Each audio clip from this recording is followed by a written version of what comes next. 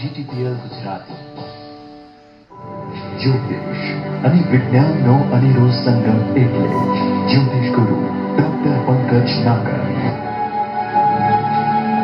જે અદ્રશ્ય છે તે સૌથી વધુ શક્તિશાળી છે. જેમ કે ઈશ્વર અદ્રશ્ય છે, ગ્રહોમાં રાહુ અદ્રશ્ય છે. પૂજા અર્ચન મંત્ર જે કંઈ કરો એ રાહુ ના કરો. આ અદ્રશ્ય શક્તિ એટલે કે રાહુ તમને વિષ્ણુનો વૈભવ, લક્ષ્મીની સમૃદ્ધિ અને શિવની શક્તિ આપે, એમાં લેશ માત્ર શંકા નથી.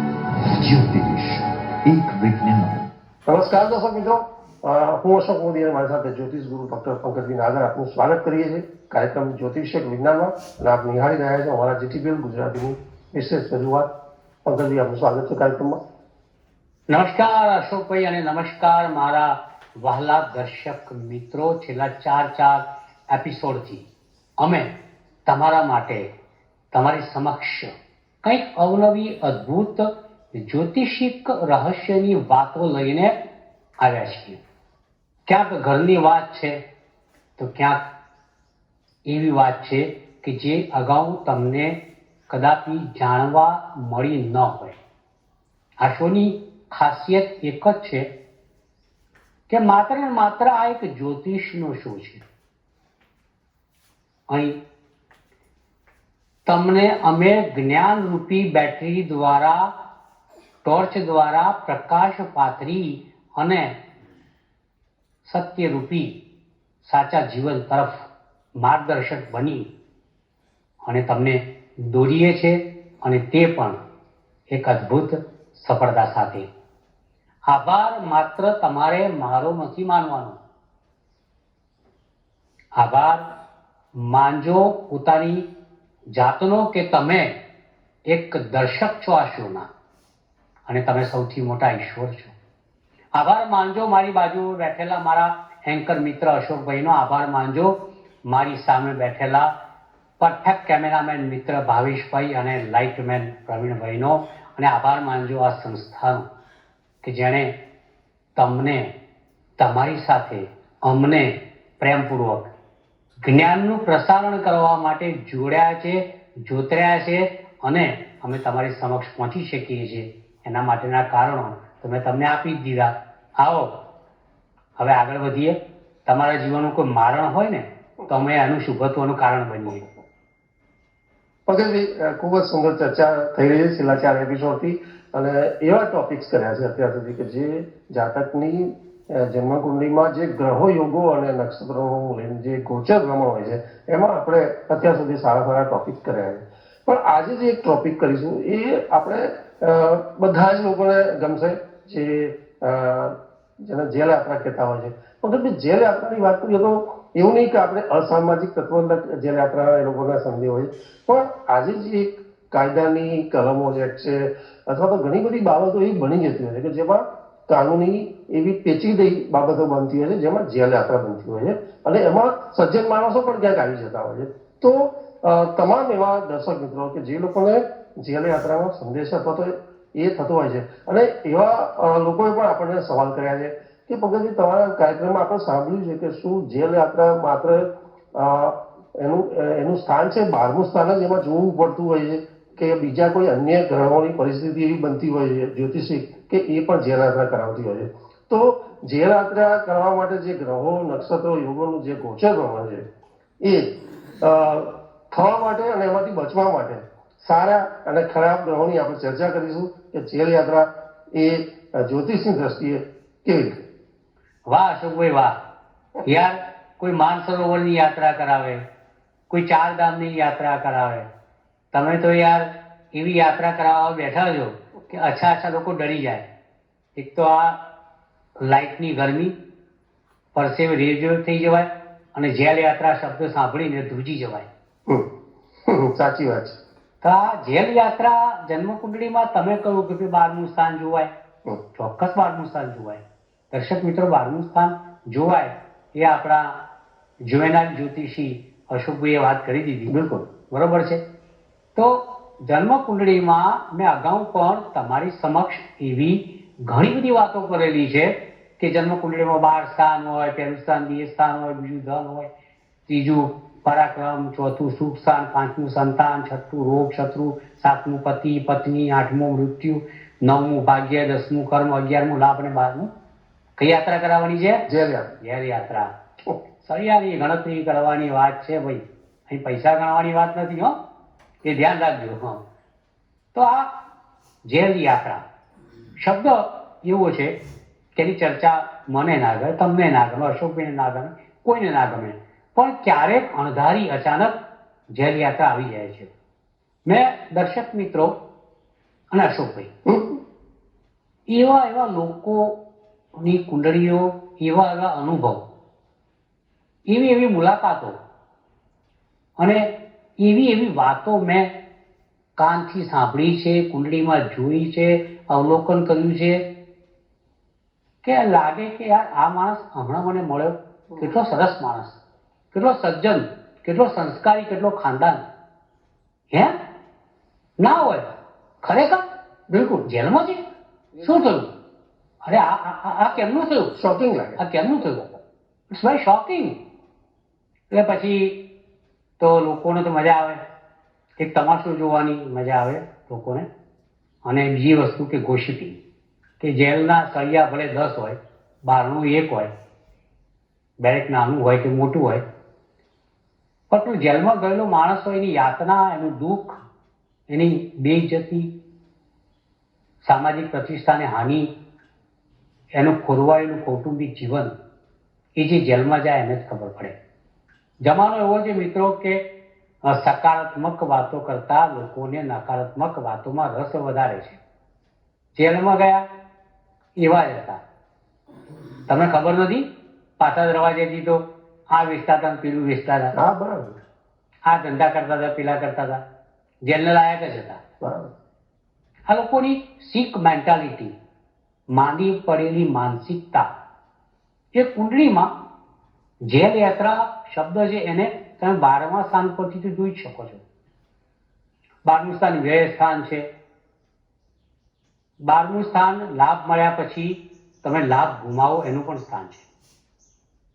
12મું સ્થાન અજાણ્યા ખર્ચાઓનું છે.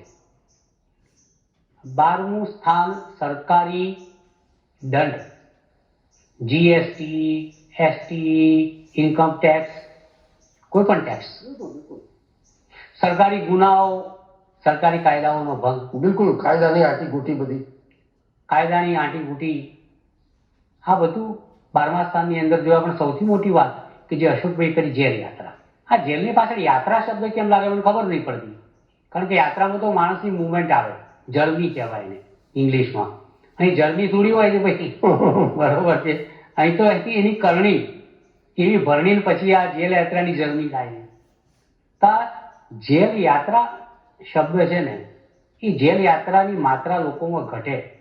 અગર તો જેલ યાત્રા કેવી રીતના થાય એની એક સુપેર તલસ્પર્શી ચર્ચા આ શોની અંદર અમે પણ એક રૂમની અંદર પુરાઈ અને તમારી સમક્ષ કરી રહ્યા છીએ. ગ્રહ યોગો મૂળભૂત રીતે અશોકભાઈ તમે જુઓ ને તો મેં ખાસ જોયું છે કે એવા લોકોને અવશ્ય જેલ યાત્રા થાય છે કે જે લોકોના 12મા વ્યય સ્થાનની અંદર જે જેલ યાત્રાનું સ્થાન છે એમાં શનિ રાહુની યુતિ હોય, શનિ કેતુની યુતિ હોય. મેં એવા જાતકો પણ જોયા છે કે જેલ યાત્રા માટે સંભવિત ગ્રહોની અંદર ધારો કે બુધ રાહુની યુતિ હોય, તો આવા જાતકો પોતાના વાણી, પ્રવચન, જેને ઓરેટરશીપ કહેવામાં આવે છે, એના કારણે પણ જેલ યાત્રામાં જતા હોય છે. શનિ રાહુ સાથે હોય તો ડ્રગ, 2 નંબરી ધંધા, ડ્રગ પેડલર હોય, બુટલેગર હોય, એવા લોકો આ શનિ રાહુ એમની કુંડળીમાં 12મા સ્થાનમાં હોય અને તો એમને જેલ યાત્રાના સંભવિત સંજોગો ઊભા થતા હોય છે. કુંડળીમાં શુક્ર રાહુ 12મે હોય, શુક્ર કેતુ 12મે હોય, સાથે સાથે પ્લુટો હોય, યમરાજ. તો આવા લોકોને સ્ત્રીના કારણે જેલ યાત્રા થતી હોય છે. કોઈ સ્ત્રીએ સંડોવણી આવે. હું તમને એક વાત કરું કે હમણાંનો લગભગ 4-5-6 મહિના પહેલા હું લંડન મેમાં પાછો આવ્યો અને એ પછી મારી પાસે એક મુંબઈથી કેસ આવેલો, બરોબર છે? એની જેલ યાત્રાનું મૂળ કારણ એના આઈપી એડ્રેસ એના આઈડીથી એના પાસવર્ડ દ્વારા એના જ એકાઉન્ટની અંદર પોર્નોગ્રાફી, સ્ત્રીની કુસંગત, સ્ત્રીની માનહાનિ, સન્માનહાનિ, એવી બધી બાબતો કોઈએ ઠોંસીને નાખી દીધી. અને પછી આ ભાઈને તો બિચારાને જ્યાં સુધી જામીન ના મળ્યા ત્યાં અઠવાડિયું 10 દિવસ રોકાવું પડ્યું. પછી બધું ધીરે ધીરે સાયબરમાં બધું શોધાયું અને ગુનેગાર હાથમાં આવતો જ નથી આવતો. બરોબર છે ને? એટલે 2 ગુના બિચારે પકડે જાતે हैं, 2 વજह. બરોબર ને? તો આ એક ઘટના આવા જાતકોની પણ બનતી હોય છે કે જેમની કુંડળીમાં શુક્ર, રાહુ, પ્લુટો હોય 12મા સ્થાનમાં, શુક્ર, કેતુ, પ્લુટો હોય 12મા સ્થાનની અંદર, તો આવા લોકોને જેલ યાત્રાના સંભવિત સંજોગો પેદા થતા હોય છે. હવે આ જેલ યાત્રાની અંદર પાછું કેવું છે ખબર છે કે મેં જેમ કહ્યું ને કે ભાઈ શનિ રાહુ હોય તો ડ્રગ્સમાં સંડોવણી આવે, શુક્ર રાહુ કેતુ, શુક્ર રાહુ પ્લુટો, શનિ રાહુ પ્લુટો. તો શુક્ર રાહુ પ્લુટોની અંદર મેં કીધું કે સ્ત્રી સંગત, અગર તો સ્ત્રી માનહાનિ, સ્ત્રી ભંગ, અગર તો એબ્યુસ આવે કોઈ પ્રકારની, તો એની અંદર પણ બની શકે છે. કારણ કે અમારે એવું પણ જોયું છે કે ત્યાં આગળ જો બુધ હોય અને સાથે રાહુ હોય, કેતુ હોય, પ્લુટો હોય, શનિ હોય જોડે, અસંખ્ય ગ્રહો ભેગા જ્યારે 12મા સ્થાનની અંદર થઈ જાય ત્યારે ચાઇલ્ડ એબ્યુસની અંદર પણ લોકો જેલ યાત્રામાં જતા હોય છે. ચોક્કસ. જેલ યાત્રા માત્ર એક જેલની પાછળ ધકેલાઈ સમાજથી એકલા પડવાની વાત નથી, પરંતુ જ્યારે તમે સમાજ વચ્ચે પાછા આવો છો ત્યારે પણ તમે એકલા પડી જાઓ છો. ચોક્કસ. કારણ કે જેલ યાત્રામાં જતા પહેલા તમારું નાક એ પૂર્ણ સ્વરૂપે સુંદર મજાનું અને જાણે સ્વર્ગીય નાક હોય એવો અહેસાસ, આભાસ. અને જ્યારે જેલમાં જાઓ ત્યારે તમારું સૌથી પહેલા ટેવું કપાય. બેઇજ્જતી અને પ્રતિષ્ઠાની હાનિ એક જીવનનો સૌથી દુર્ભાગ્યપૂર્ણ યોગ ગણાય. તો આ બધી બાબતો કે 12મા સ્થાનમાં કયા ગ્રહો હોય જેલ યાત્રા આપે. હવે જેલ યાત્રા થાય છે 12મા સ્થાનમાં કેમ જેલ યાત્રા થાય છે તેની પાછળની એક માઇથોલોજી પણ છે કે વાસ્તવમાં 12મું સ્થાન એ કે ખરાબ સ્થાન નહોતું, પણ જ્યારે રાવણે પોતાના પુત્ર માટે વિશ્વ વિજયી બનવા માટે યજ્ઞ કર્યો, રામ સાથેના યુદ્ધમાં જીતવા માટે એમણે જે યજ્ઞનું આયોજન કર્યું, ત્યારે બ્રહ્માએ એક અભય વચન આપેલું. આપણા માઇથોલોજી એવું બધું હોય, શિવ ભોળા હતા એટલે વચનો બ્રહ્મા પણ વચનો આપી દે. શિવે ભસ્માસુરને આપી દીધું ને બ્રહ્માએ રાવણને આપી દીધું કે ભાઈ તમે મળશો નહીં, કોઈ તમને મારશે નહીં ને કોઈ વચ્ચે ઉપર આકાશમાં નહીં મરો, જમીનમાં નહીં મરો ને હવામાં નહીં મરો ને પશ્ચિમમાં નહીં મરો ને કયા ખૂણામાં કોઈ ખૂણામાં નહીં મરો, તમે તમારું કલ્યાણ થઈ જાઓ.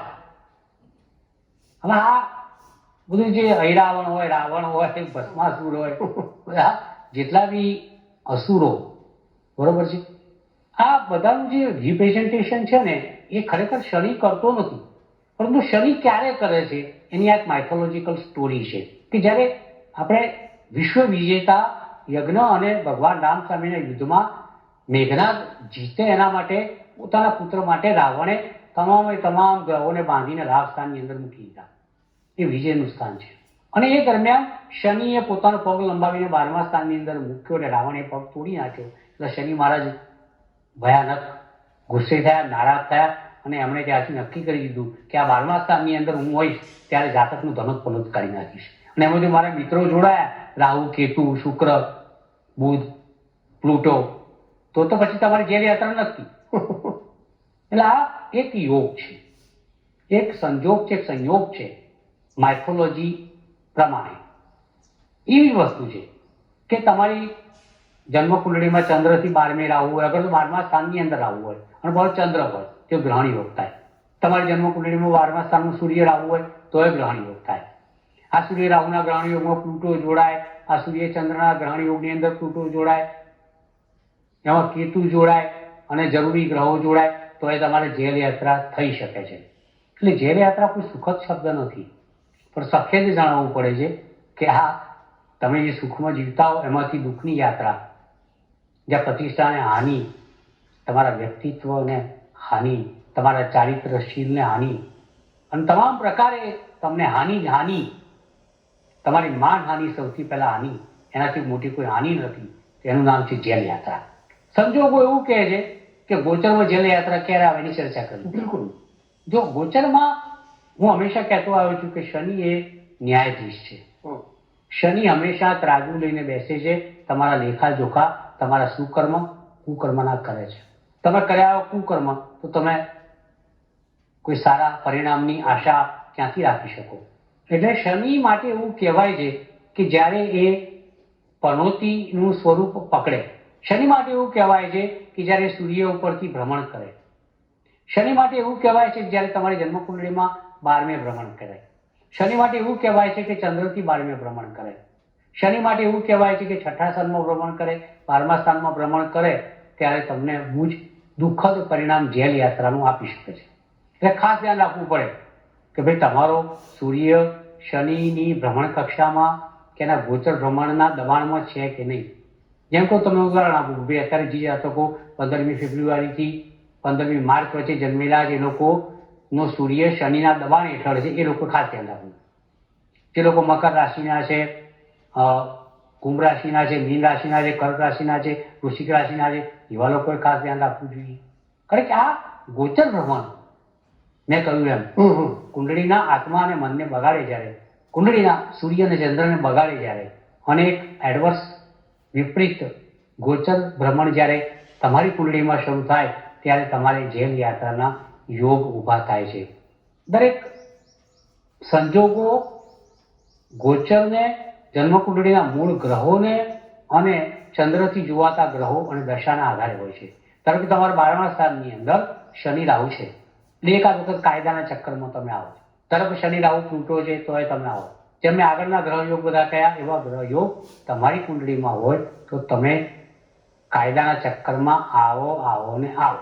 પણ એમાં વળી પાછું કેવું કે શનિ રાહુ તો 12મા સ્થાનમાં હોય, શનિ રાહુ પ્લુટો હોય, શનિ રાહુ કેતુ હોય, સાથે પ્લુટો હોય, અને એવા સમયે મહાદશા ખરાબ હોય, કેતુની દશા હોય, શનિની દશા હોય, કે કોઈ માર્કેશ બાધકેશની દશા હોય, 6ઠા સ્થાનના અધિપતિની દશા હોય, 8મા સ્થાનના અધિપતિની દશા હોય, 12મા સ્થાનના અધિપતિની દશા હોય, તો તમારી દશાને અવદશામાં ફેરવી શકે છે, તમારી દશાને દિશા અવળી આપી શકે છે અને ખરેખર તમારી દશા બગાડી નાખે છે.